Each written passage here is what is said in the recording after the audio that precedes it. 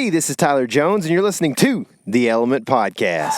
I don't know why, but there's a butterfly feeling like someone kicked me in my side, yeah.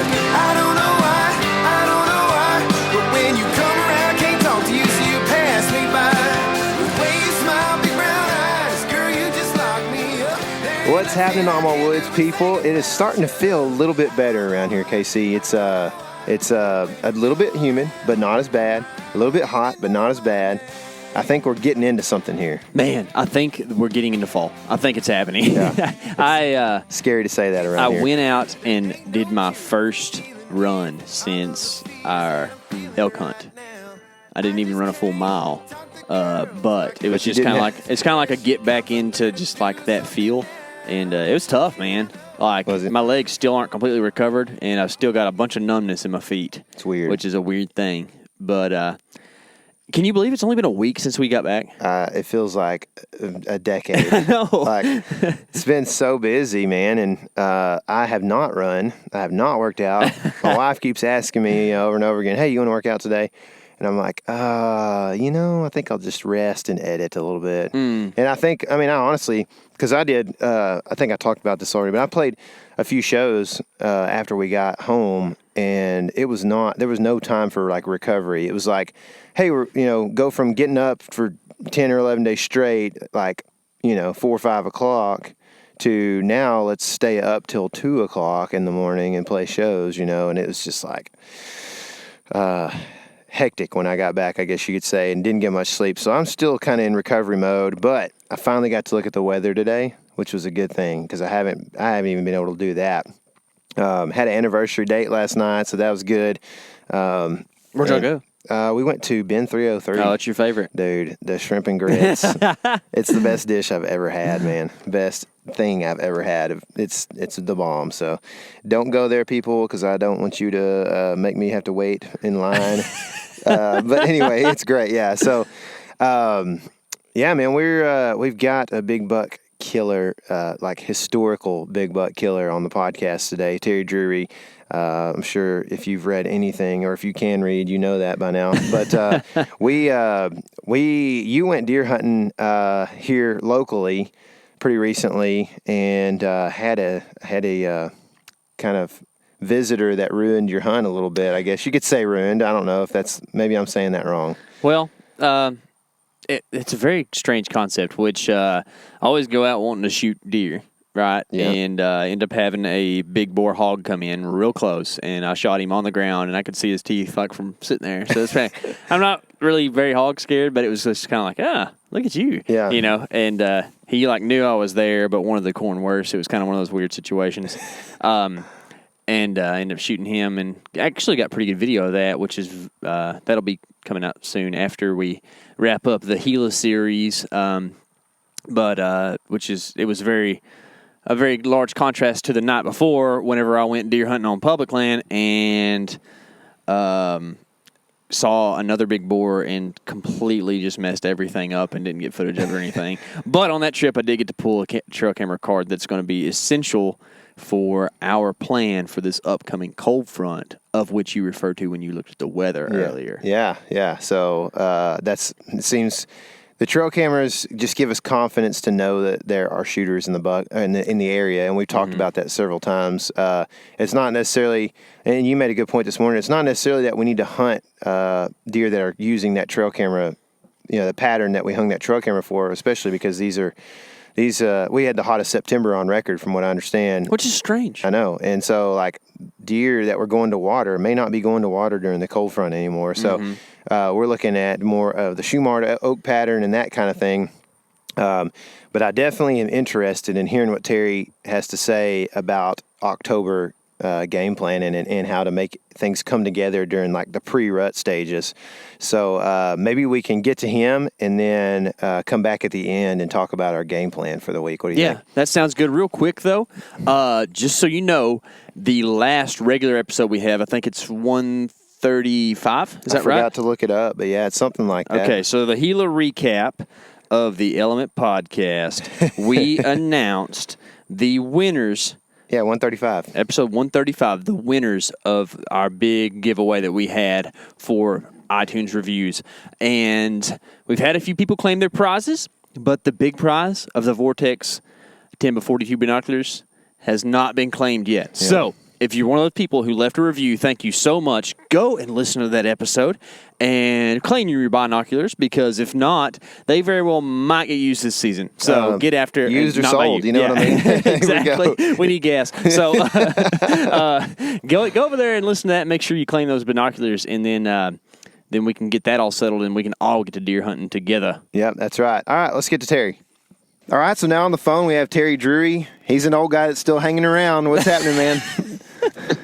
Hey, not much. Just battling the heat. I can't complain up here because I know you guys have got it much worse down in Texas. Yeah, maybe. You know, sometimes I know it can get pretty hot up there for sure, but we did have plenty of 100-degree days in the last few weeks especially. So, yeah, it's been rough, man. That weather for you guys up there, I guess coupled with a lot of early rains, has kind of made for a disastrous thing going on up there, I guess, huh? Well, what we thought was going to turn out really, really nice, and we had some timely rains pretty early on for food plots and what have you. And we had a really mild August and a fairly mild July. We had a few warm days in there, but not too terribly bad. And here we are in September, and it's been absolutely brutal. So a lot of those new growths, particularly we plant a lot of biologic, and it's predominantly a moisture-driven plant when it comes up and germinates. And when you get these extreme temperatures and really dry conditions, it just shrivels up, and you're already thinking about replanting. So timely rains early for, some of those big destination food plots that we had planted, like soybeans and corn. But then as you get into the latter months and you start with the fall plantings, then you kind of got to worry a little bit. But our season just seemed to be semi upside down here the last few years. The springs and the falls just aren't what they once were when we were much younger. So I don't know. The whole world is kind of upside down. With that said, typically on an extremely dry or drought season, dry summer, your concerns are about EHD hitting, epizootic hemorrhagic disease. And, because all of those velvet bucks kind of gather in, kind of tight, cool places, whether it be inside of a small pond or the backside of a small levee or in a creek bank or whatever it may be, oftentimes they get bombarded with the midge because that's where their larvae hatch. Mm-hmm. Well, this year we had the timely rains and a tremendous amount of flooding on the Mississippi River, the Missouri River, and every one of the tributaries that feed those rivers. And they were up for many, many months. So you would think on a really extremely wet year, you wouldn't be bombarded with the midge. Well, we were incorrect. As those waters receded, it just ended up opening way more hatching areas for that midge and places for them to deposit their larvae. And then we had cool, damp conditions from then on, and they just seemed to flourish. Mm-hmm. So with that, the results are an extreme whitetail kill that we're seeing right now because of the EHD.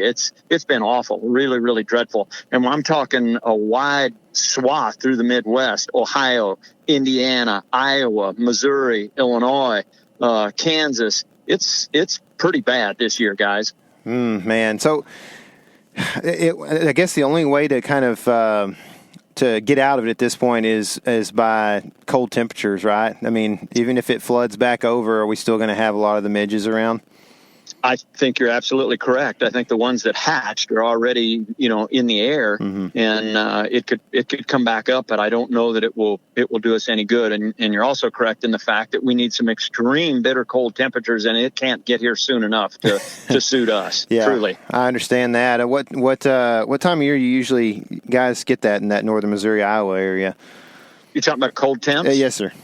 Boy, sometimes we're, mid to latter part of October anymore. Mm-hmm. Years ago, we could experience some cool temperature in September, but anymore, it just seems like we're warm all the way through October. Mm-hmm. There's years where I don't put a jacket on until, first week in November. Mm-hmm. It stays so mild. You might wear a long sleeve shirt, but we're just experiencing a lot warmer temps than what we used to have years ago. Yeah. Well, we understand that. I mean, football season's usually over by the time we're wearing jackets down here. So I couldn't imagine playing football full pads in some of those southern areas. I just couldn't. Florida, Georgia, Alabama, Mississippi, Texas. Yeah. Tough. Oh, yeah. I did it for a long time, actually. I played high school football in Texas, and I played college football in Texas, and so I dealt with a lot of those steep temperatures. And we always had dark blue helmet on every team I was on, so it was like it cooked your head like an oven, So it was pretty brutal, man. But maybe it made me tougher in the long run. So you got to be tough. Our hats off to you. We're a couple of sissies, Mark and I. Man, our radiators are built for freezing cold temperature. It seriously does not get cold enough to suit me. Well, it really doesn't. I love the cold weather, and we're just not built for those warmer temps. You guys are a different breed, because Casey and I will be up in the tree just barely hanging in there when it starts getting cold. So I guess you have the advantage during deer season. So that's a good thing. Well, and I'll be honest, the way some of the garments nowadays, the way they develop clothing is so much better and just a little more cold resistant than what it was many years ago. So we're fortunate in that respect with base layers and what have you. Yeah. Well, other than the EHD, how have things been this summer? You been able to tie all the loose ends together yet? Well, I touched on it earlier. We've had some timely rains, and on my farm, the deer density is so high that we always battle browse pressure, and I can't seem to get crops to grow because they eat them down so quickly, because the rainfall has to outrun the browse. Mm-hmm. And this year we've had those timely rains and we've got food all over the place, but the deer are dying at a pretty rapid pace. So it's kind of a double-edged sword for us. Although the food plots look great and we've got a pretty decent mass crop with the acorns, the number of deer are extremely low. The deer density is really taking a hit. There's areas in southern Iowa, northern Missouri, southern Iowa particularly, and we got this information from the conservation department, that they're estimating there's a 12-mile by 12-mile swath that had somewhere between a 95 and a 100% deer kill because of the EHD going through. Oh, that's just crazy, man. I've got some buddies, or a buddy in particular, that he's actually been on the podcast. He lives up in Iowa, and his particular farm, I think, is going to be in one of those areas where he said it's devastating. It's absolutely just destroyed everything they have. So pretty sad if your kind of life is built around deer hunting, Yeah.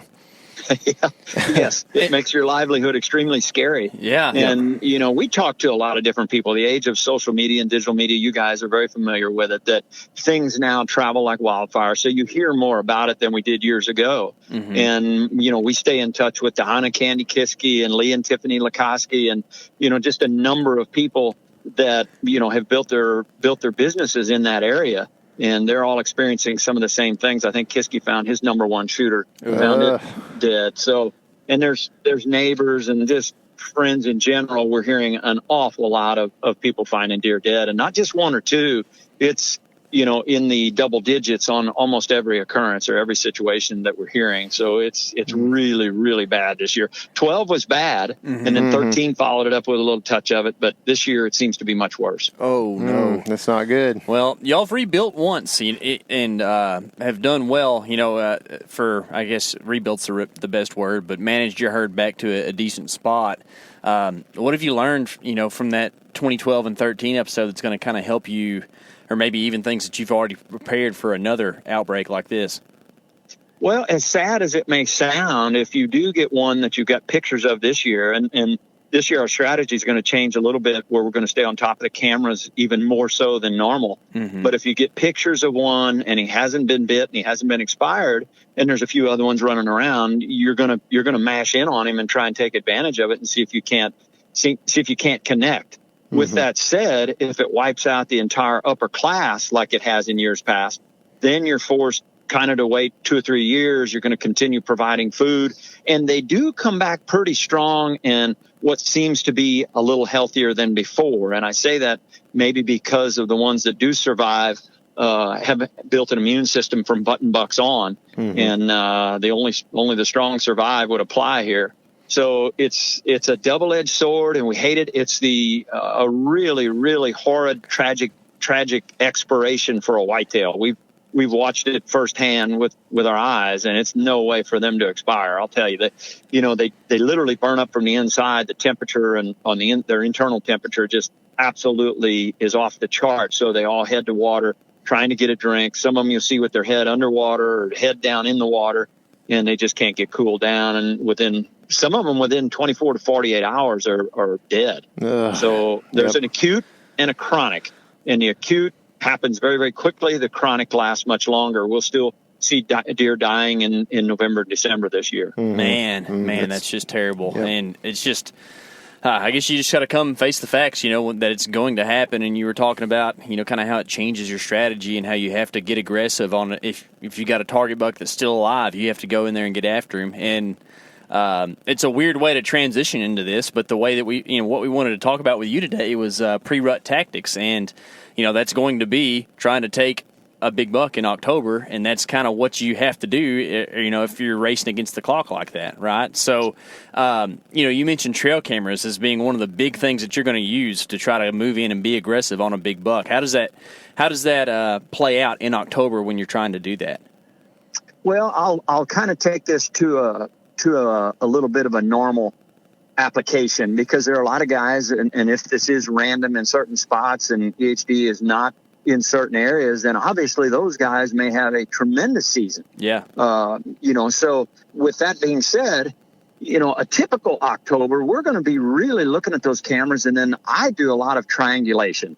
And part of it is being extremely familiar with your parcel or your dirt that you're hunting, knowing, kind of where they bed, where they feed, and where they're going to travel to, where the does bed and where they feed. Where they might intercept them those first few times whenever those does are just starting to, or ahead of when they're just starting to come into estrus. So a lot of those bucks will hit those green fields. And this year, I think we wax full on the 13th or 14th. So we would typically be sitting a green field, a clover, a non-typical clover field or something. During that period, you've got a rising moon, and we would be extremely, extremely diligent in being on those green fields during that period. I would prefer that the moon be rising a little bit later in the month, in and around that 27th, 28th, 29th, because that Halloween period is always so good, but it doesn't time out again this year. It seems like those windows are very small as well. We really struggle trying to get a full moon that's rising and waxing full in and around the end of that October period. But with that said, we're still, if you hunt it on a normal year, this year around the middle of October there, and it's a short window, and you've got to have the right temperatures.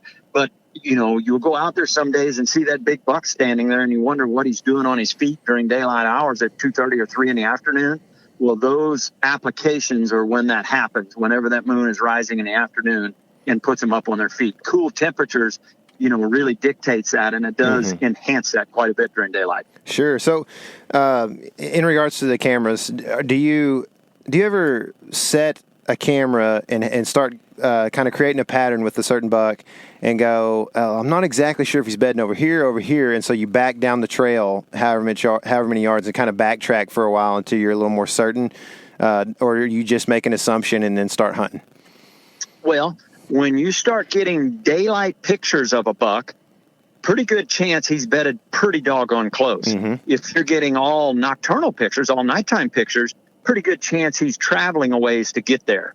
So you can bet your booty, if you get some morning trail camera photos of a deer, 7:15, 7:30 in the morning during daylight, chances are he's bedded really, really close to that particular camera. And that's one way to start the process of triangulation. Say, okay, he's bedding here, but he may be ending up over here, at nighttime at 10:30, 11 o'clock, you get his picture. So you got an idea where he was bedded and then where he's going to. And you can play the game of interception. But I always look at those morning pictures during daylight, and this time of year particularly, pretty good chance he's bedded very, very close to that area. So on that note, if you have a buck that you're getting, 10:30, 11 o'clock at night or 4 or 5 in the morning, and well into dark, and then he fairly quickly transitions into being more of a daylight mover.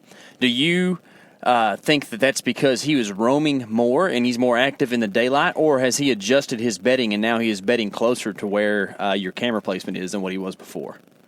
I think it's moon dependent and temperature dependent. I think if you get a temperature differential, let's say of 30 or 40 degrees, if your average temperature is 60 and all of a sudden it drops down to the low 50s or high 40s, then you got to be thinking, okay, I got a real big temperature differential here.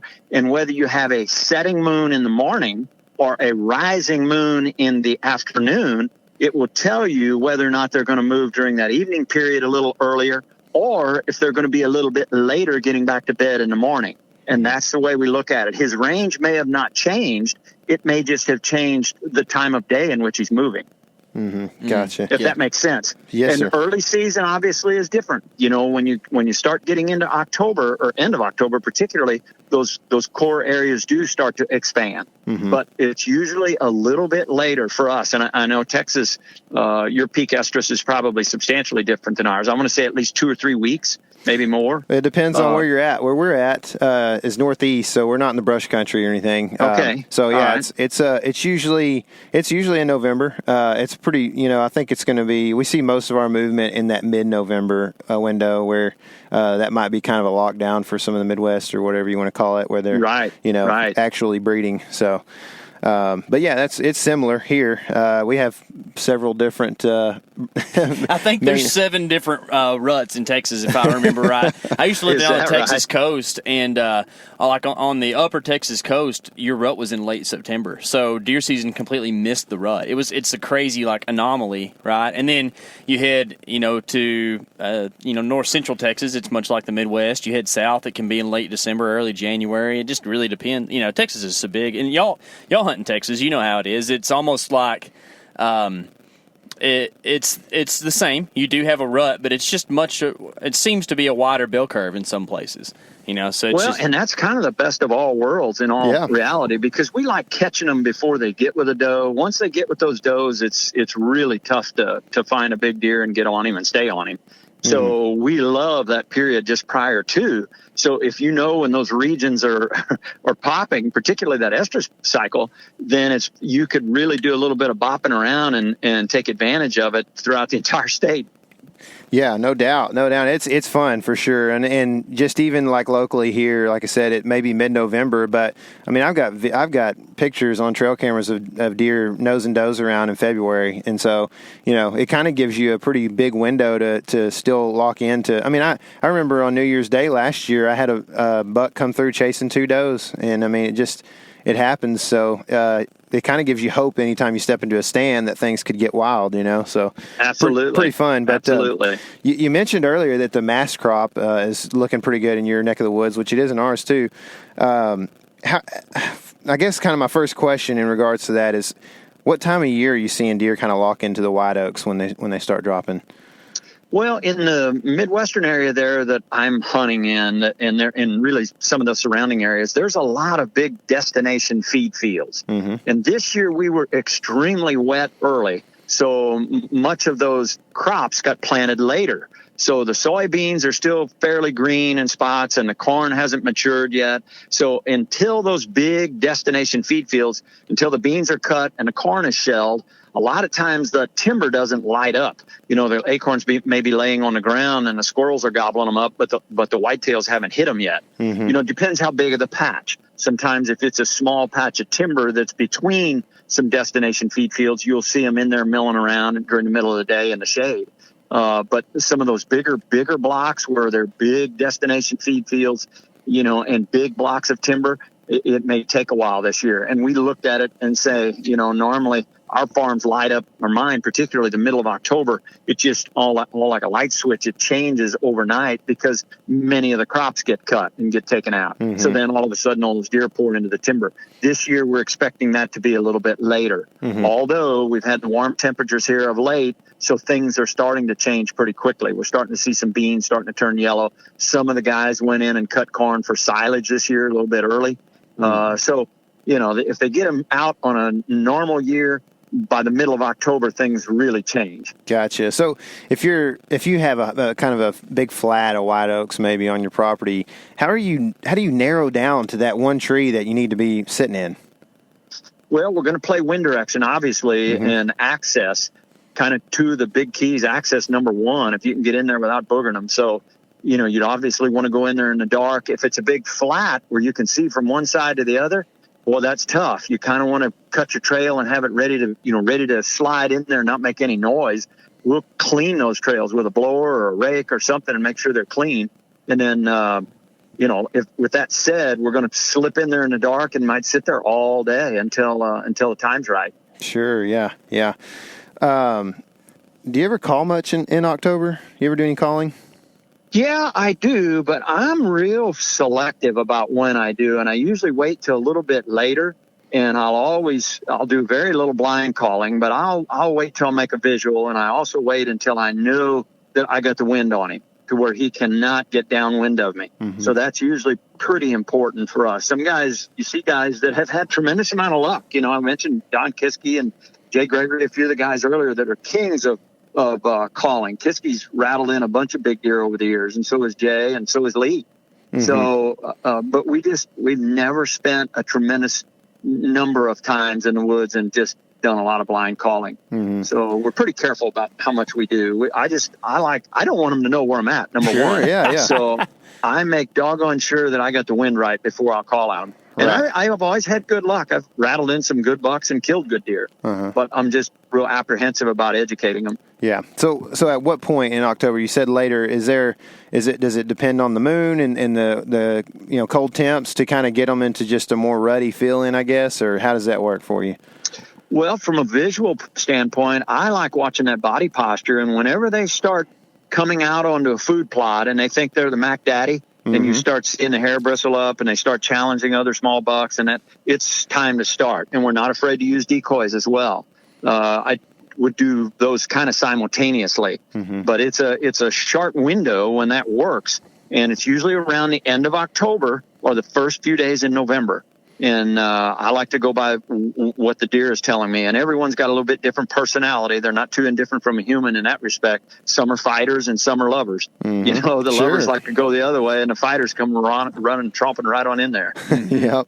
Yeah. So around that time of year, you're starting to see a switch in deer behavior and activity and that sort of thing.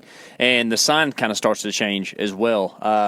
You end up having new scrapes and new rubs pop up in all kinds of different places. Which one of those are you going to key in on more? Which one's going to mean more to you? I really look at scrapes.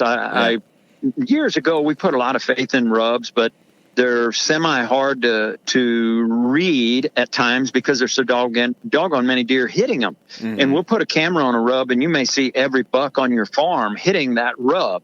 Now, what it can tell you is how long he's at that rub, meaning an older, mature deer might stand at that spot for 10 or 15 minutes before he goes to the next one. Mm-hmm. And we've seen that over the years where you can do that triangulation that I talked about early on and say, you know what, he was here for 15 or 20 minutes. He'd rub a little bit, and then he stood there, and then he rubbed a little bit, and he just looked around. We see that quite often with an older, mature buck, a 7.5, 8.5, 9.5-year-old deer. The younger deer will rub it a little bit, and then they move to the next one. Mm-hmm. So rubs can help you in that respect. Scrapes, on the other hand, will tell you that's the whole, really, in a nutshell, when it comes to the breeding cycle. The does are going to go there, they're going to do their thing, and then the bucks are going to follow. And there's a lot of messaging going on there that we're not all 100% certain as to what they're saying, but that's how they pick up those first available estrus does or through those scrapes. So I put a lot more stock in a scrape than I do in a rub per se. Yeah. So on that note, we go to the Midwest and hunt and stuff, and for some reason, when you see a scrape that's the size of a truck hood, it just gets you going, right? Can you Absolutely. Does that really mean that much, though, like the size of the scrape? Does that mean something to you?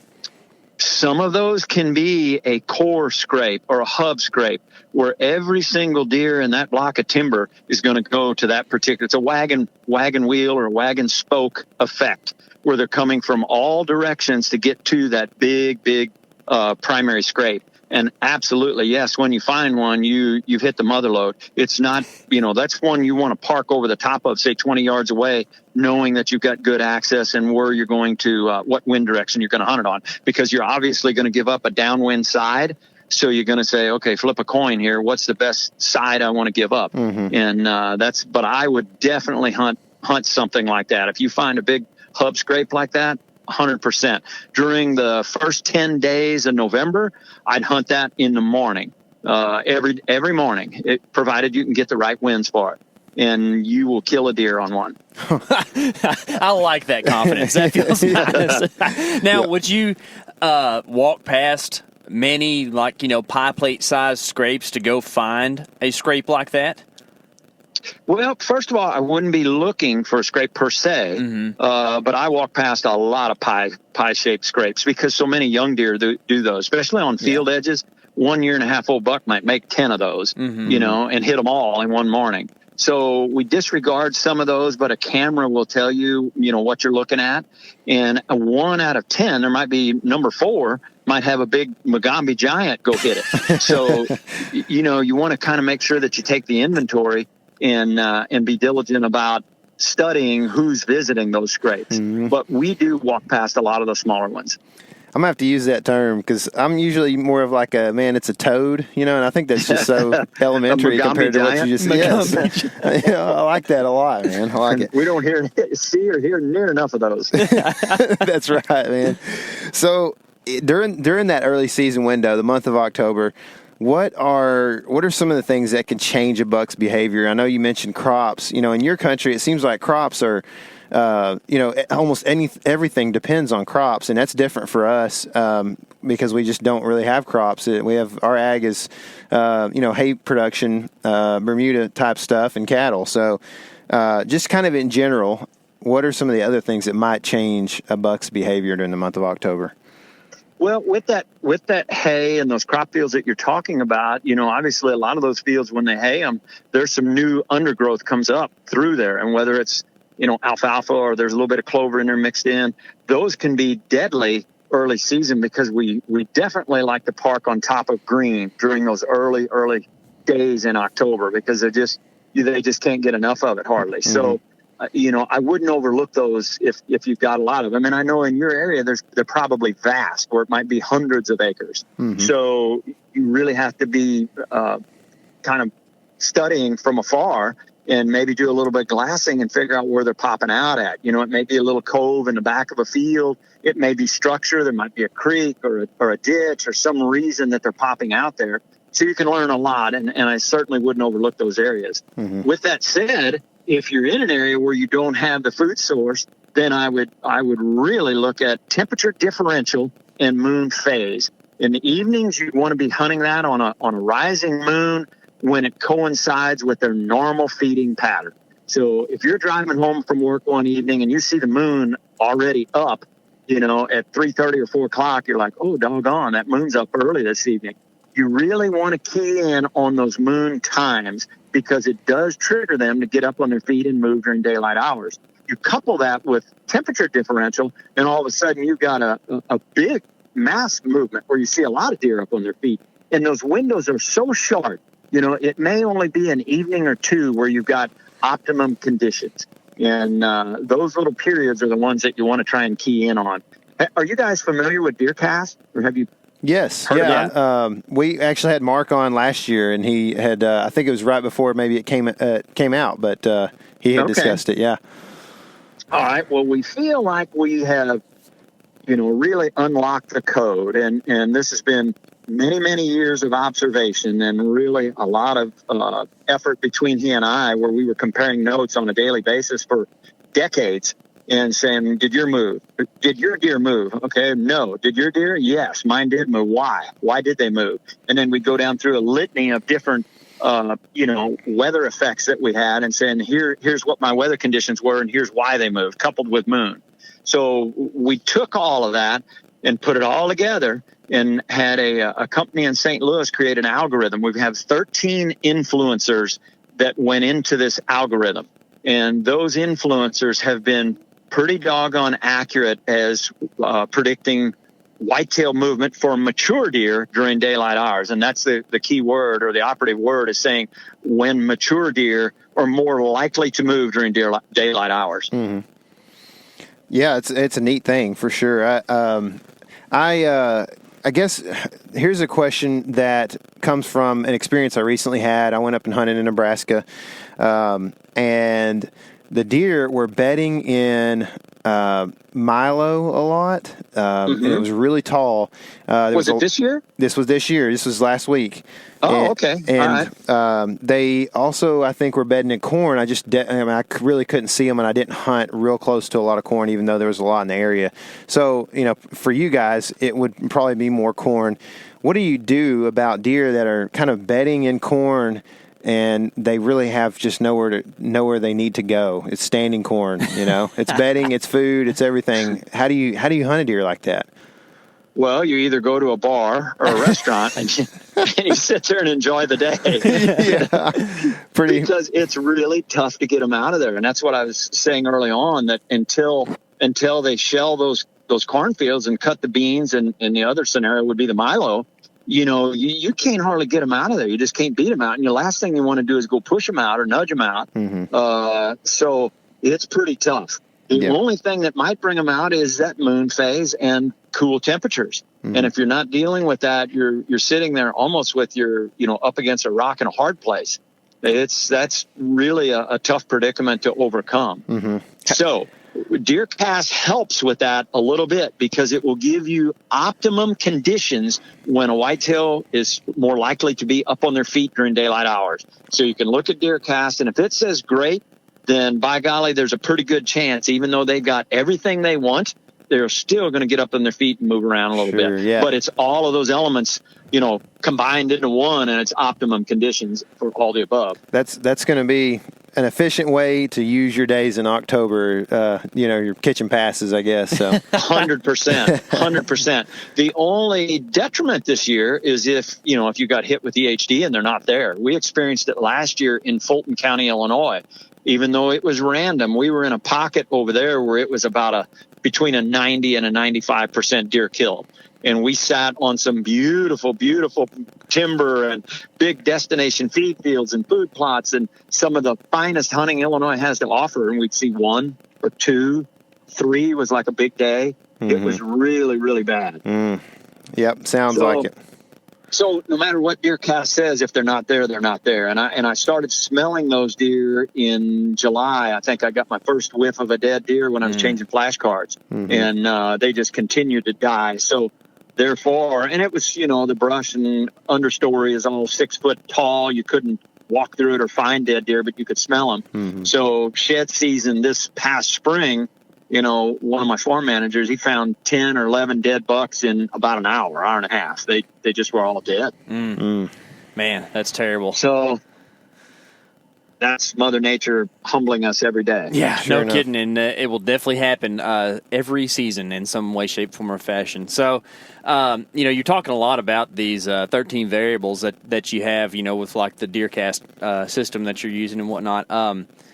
The ones that pop out and that everybody, I think, takes into consideration are time of day, temperature, cold fronts, that sort of thing, and then the moon thing, which is something that I've heard you and Mark as well talk a lot about, is the moon phases. Do you ever run into a situation where, none of those three are popping, but all the other, maybe less important things all line up right to where, it's a warm day and you got deer movement at 1 p.m. in the afternoon? Do you see that? Well, a lot of times barometric pressure is involved in that too. So if you've got a barometer that's off the charts and some of the other influencers aren't as prevalent, and that's the whole idea of the algorithm. And it took us 3 years to tweak that thing. We made it to where we felt like what we were observing was about as natural movement as you could possibly observe.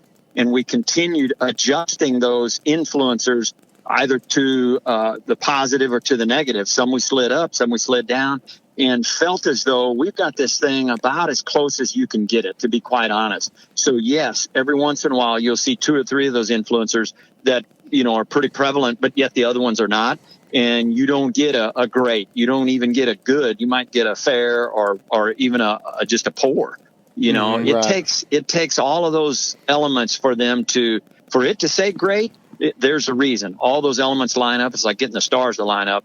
And when it says great, that barometer and departure from normal temperature and wind speed and all those other things and moon phase are all on the upside. Man, I really appreciate the tactics, and it's going to help a lot of people in October, I think, and especially me, and especially if I get to go up to your part of the country. So hopefully EHD will leave a few deer for me. But I kind of want to hit on a few things real quick in the end here that are a little bit different. But you and your brother Mark are big influencers, and you've been doing this a long time. So I think a question that probably a lot of people would have is, they think you got a cake job, but what's the worst thing you guys deal with in your line of work? Well, it started so long ago. This is our 30th year of doing this, and we've seen so many changes throughout the year just in technology. Just being able to, adjust on the fly and being willing to transition. And right now, we're looking at digital media and Facebook and Instagram and Twitter and YouTube and all those podcasts, just like what you guys are doing. That wasn't around just not too many years ago. 5 years ago, we couldn't convince anybody that this would be like this. We were trying to, it was crazy. We'd sit in on meetings with several of our partners who are the best in the business. And a lot of those, even the ad agencies, they just wouldn't hear it. And we were saying, hey, it's coming. And sure enough, here we are 5 years later. So with that being said, I think one of the toughest things was, and it wasn't hard for Mark and I, but it's hard for people to accept it. The general hunting community sometimes has a hard time adjusting. When we went from a VHS tape to a DVD, was like the wheels fell off the bus. There were a lot of guys buying both because they didn't believe that, number one, the DVDs would be around very long, and they didn't know how to use it. So they'd buy and order a VHS tape, and then they'd order a DVD. So those changes have been really, really monumental here in the last, or over a period of 3 decades, in 30 years. And fortunately, we've got a lot of good friends in this industry, at Mossy Oak and PSE, and several of them that we've been with for a long, long time. And we enjoy doing what we do. Being home, or away from home and away from the family, that was a long adjustment as well, more so for the family than it was for us, because it's just hard. But, everybody made sacrifices, and here we are 30 years later, and we're so blessed. We really are. We're some of the most, blessed people on earth.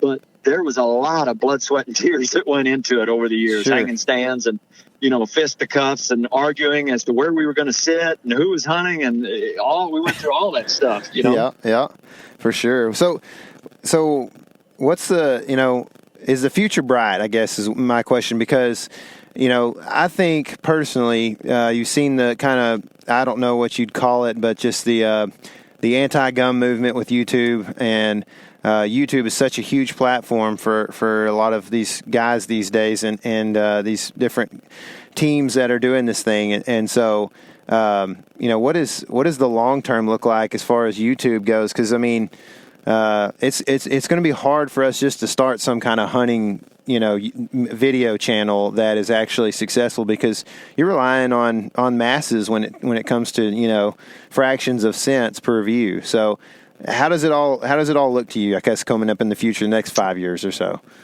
Well, if we see another change in the next 5, like we did in the last 5, it too will be monumental, and Lord only knows where it's going. I mean, we've kind of been flying by the seat of our pants along with everyone else. And even Facebook in general, it changes so rapidly. Understanding it and watching the direction that it goes sometimes is extremely difficult. So what we do rely on is the mentality of the consumer. Those people, and I'm going to use a phrase, the cream usually comes to the top. Yep. They can sort out the good from the bad, and the naysayers from the good guys, and you try to do everything the best you can. And if you're passionate about something like we are about hunting, that comes out, and you can't fool someone on a daily basis for the rest of your life. You just can't. So if that passion is within you, and it comes out in an honest message, and you always have integrity behind you, and that's I think maybe one of the biggest things in our industry is integrity. And there's a lot of good people out there that have been doing it a long time, and we respect and look up to all of those guys. They're the ones, the pioneers that have created and paved the path for all of us.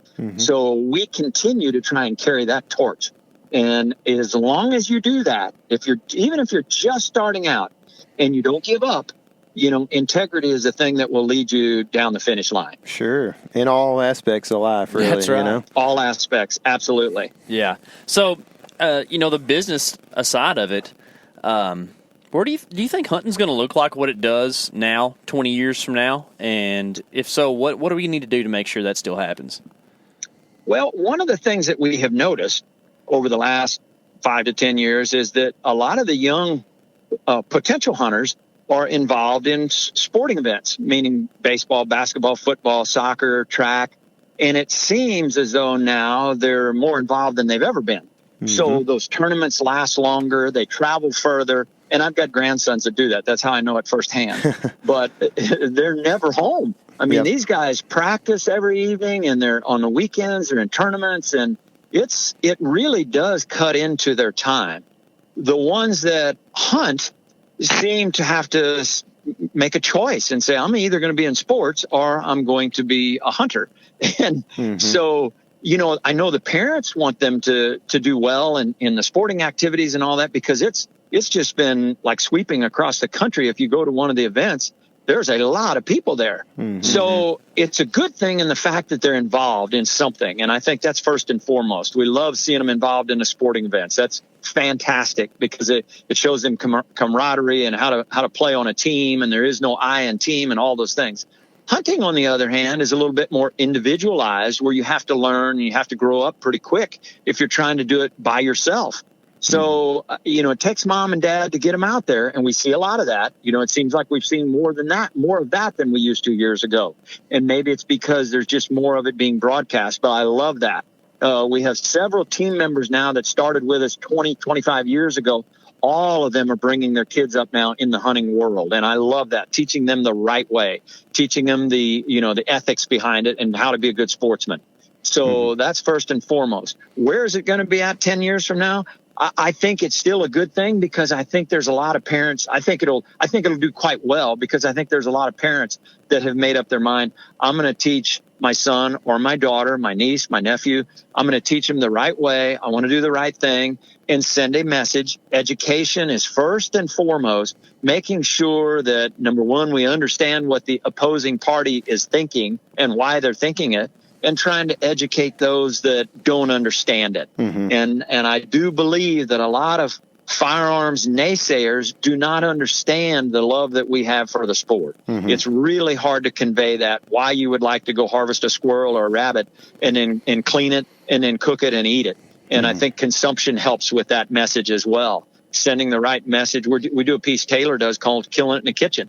And she's coming up with these fantastic recipes every day where you look at it and you go, my God, I'd like to have one of those, whether it's a slider or a taco or meatloaf or whatever it may be. So, from field to fork is a good message to send. And, not that you're just out there harvesting just to be harvesting, but you're doing it for a reason. Right. Man, that's such a good message. I think that's a great way to kind of wrap this thing up. And Terry, I called you an old man in the first because we were, joking around off air, but you've got the enthusiasm. No, you've got the heart and enthusiasm of a young strapping fellow. So I appreciate you spending some time with us, and I'm ready to get out there and try out some of these tactics in October. But I guess for the listener, man, if somebody wants to kind of follow your season, what's the best place to send them?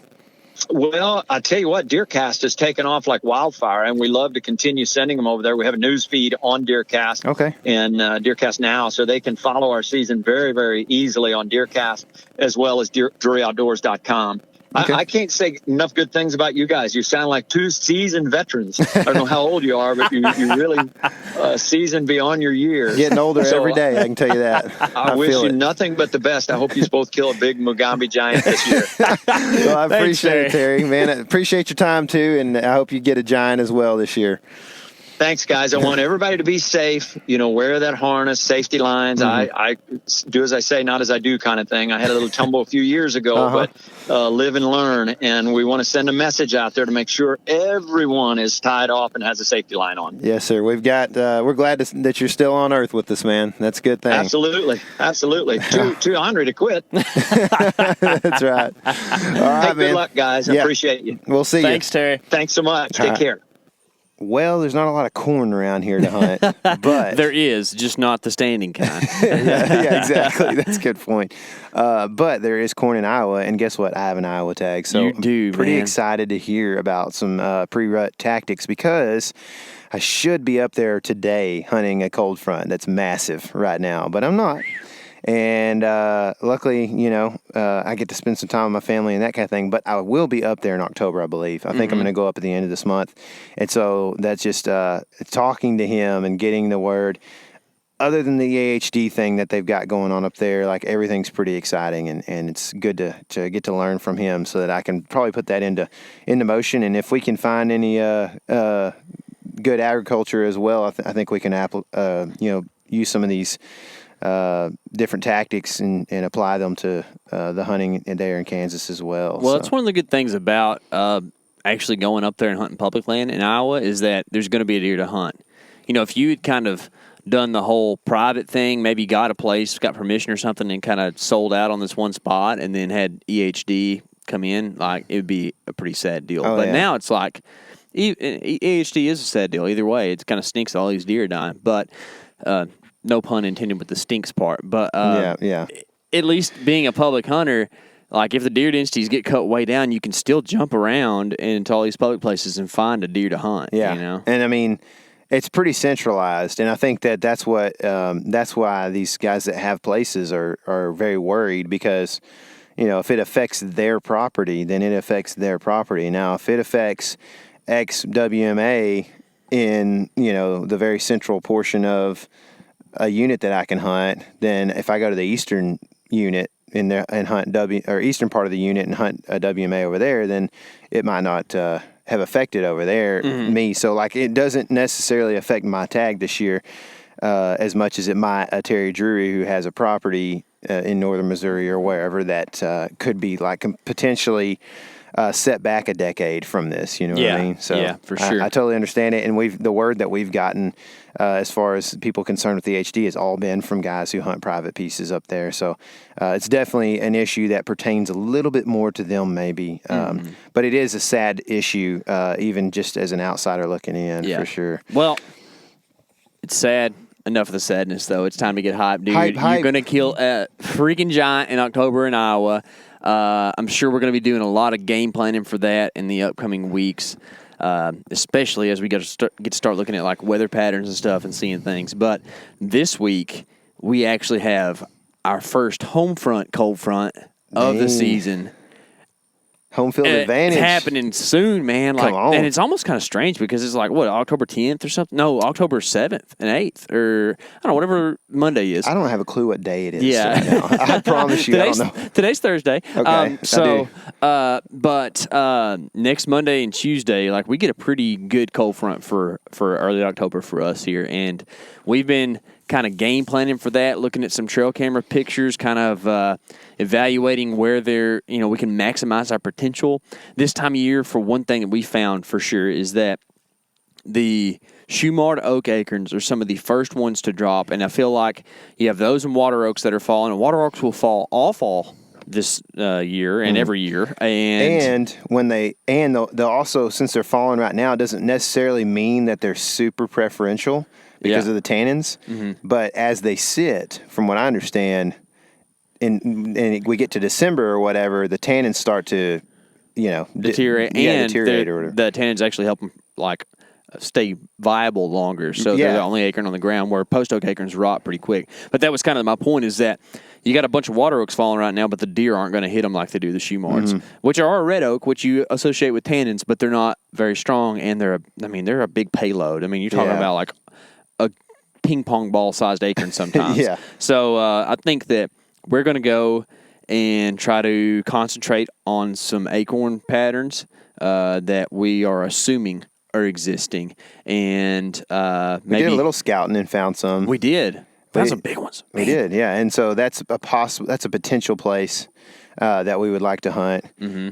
But it's also some of these places that we found in the past that have shoe mards, we just haven't been in there this year. And I think one issue is like when you go in on a morning hunt first time to somewhere, that is a tough thing to do correctly because you just cannot tell what's a shooting lane and what's not, especially this time of year when there's leaves on everything. Shoot, yeah, we're sitting here in your driveway, and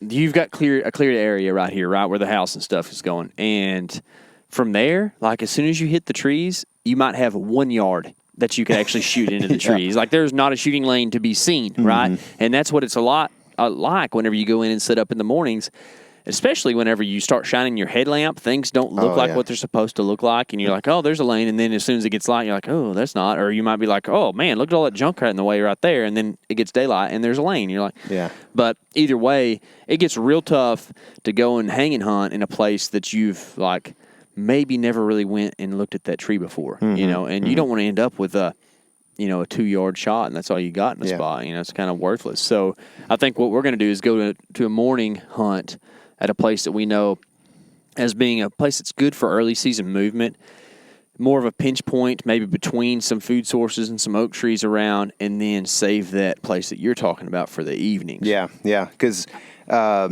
I think it's going to allow us to walk in there, that evening and see everything before we kind of get into a rush to put everything up in the dark and that kind of thing. And so, and this place that we're going in the morning is going to be a relatively open with some big oaks, which I mean, if we're sitting in an oak tree, there's a chance we got deer coming to us. That's right, man. We're going to shake it a little bit when we get up there. That's right. Yeah, it's on accident, but they're post oaks, so.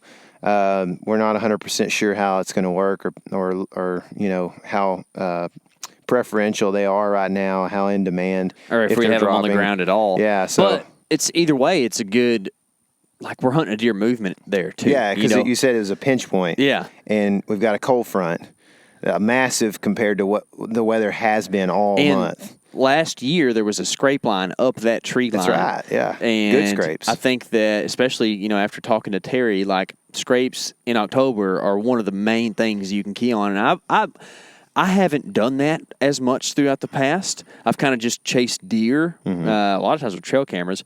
And I think maybe we need to do that a little bit more because, I mean, one of the big buck killers of this world is doing it. Well, so. I think the issue for us as well has been finding good scrapes. I mean, just in Texas, like it's finding scrapes is a tough thing. You know what's interesting though is that if we make them, the deer come. Sometimes. So maybe we need to just really rage one. Yeah, just get after it and make some scrapes, man, and. We do have a spot that we've been making a scrape for like 3 years. Oh, and the deer love it. And they do the love coyotes love it. The coons love it. Everything the loves rabbits. it, man. Remember the that rabbits. rabbit? That's right. I wonder if he's still alive. I hope so. But yeah, that'll be a thing we do so that's the Monday plan. And the Monday evening plan, we aren't exactly set on where we want to be, but we know kind of what we want to go do. So we're going to kind of let Monday morning kind of determine that, and then. If we're not tagged out, which we might be, very well might be. Please, sir. We'll probably hunt Tuesday morning too, and then it's time to get back to work for a few days. But man, this is the time of year to get it. So y'all that are out there listening, if you're able, get out there and hunt because man, we only get hunting season for about 3 months a year. I know, and we were talking about this a second ago. It's like every year we get to October and we got these plans to go and do and hunt and this and that, and then we get a little bit poorer this time of year for some reason. I think it's just like, prepping for deer season and getting everything back in order and buying tags. And I just went and bought my Texas, all the stuff I needed for Texas. Did you buy a duck stamp?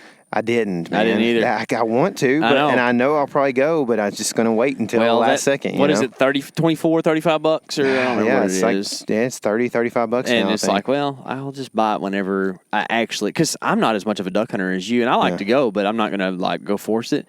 I'm like, man, I bought one last year, but like, that's like 3/4 of a tank of gas right now. I know, man. Like that'll get me somewhere. I know, and that's where I'm at too. And we always get to this point, and we start going, man, like I need to do this, I need to do that, I need to work. I'm broke.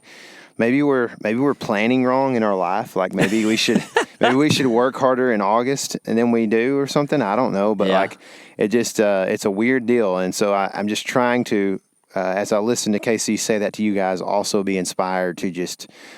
Push on because this is the October, November, and December are the 3 months, and especially as you on each end of November and in November, that's like we wait all year for this, man. You know, it's like as like a guy who just is eat up with hunting. November is like Super Bowl season. It's what I wait for. My wife understands it, and if yours doesn't, then you probably should just try to convince her over the next few years that, hey, you know how much you like going to like, Target or whatever? Like, that's what it's like for me when I go into the woods. So if I can have 1 month, like, please just give it to me, but it really is just such a special time. And we wait all year, we talk all year, and we just got to go do it, man. That's right, so man. You make a good point. As far as things we got going on, the elk video, the first video from the elk hunt has actually done really well. So thank you guys for the support. Thanks for the comments and the just views and spreading the news, man, sharing it and all that. That means a lot to us. And it's been well received, actually, which is surprising. I thought we'd have some haters with as many views as we've got on it.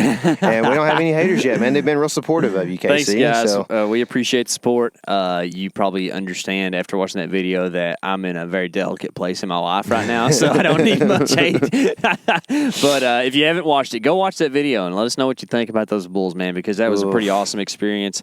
Like I've said a couple times, like, I'm not just going to be like, well, at least I was there, right? Yeah. I mean, and there's like a part of me that does say that. Don't get me wrong, but like, dadgummit, I should have. There's some things I can learn from that thing for sure, man. But sometimes, man, you got to just admit that you're dealing with a wild animal, and like, they aren't just critters in a pen, like these things have got a brain and they're pretty slick. Yeah, they are, man. So I think it just means that now you're up to bat on shooting a booner this year somewhere. So man. You seem real confident. I never even think about booners, to tell you the truth of the matter. I don't either, but I just think that that's what's going to happen. If it happened, that would be cool. Yeah. Texas booner. Ooh, baby. A tuner. Okay, Anyway, yeah. So the rest of that series will be dropping. I think we're going to have 3 parts to that series. Hopefully soon, second part will come out.